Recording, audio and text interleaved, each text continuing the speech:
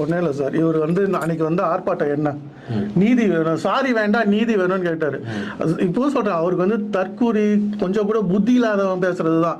நீதி வேணும்னா என்ன ஒண்ணும், ஆக்சுவலா ஒரு விஷயம் நடந்துடுச்சு. அதாவது என்னன்னா, அது ஒரு விஷயம் நடந்துச்சு. அதாவது ஏதோ ஒரு சூழ்நிலையில ஒரு கசப்பான சம்பவம் நடந்துடுச்சு. அதுல நடந்த பிறகு அதுக்கு ஃபர்ஸ்ட் ஆக்ஷன் என்ன? அது சம்பந்தமா பட்டவங்களை சஸ்பெண்ட் பண்ணியிருக்காங்க.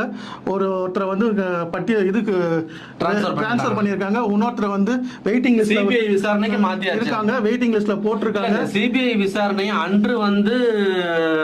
அன்றைய எதிர்கட்சி தலைவர் ஸ்டாலின் என்ன சொன்னார்னா அதை எடுத்து முன்வைத்து பேசியிருக்கிறார்ல. ஆமா சார், அதெல்லாமே பண்ணாங்க. நான் என்ன சொல்றேன்னா, ஃபர்ஸ்ட் இதுக்கு சொல்றேன், நான் இந்த கேஸுக்கு சொல்றேன், ஃபர்ஸ்ட் ஆக்ஷன் எடுத்தாச்சு.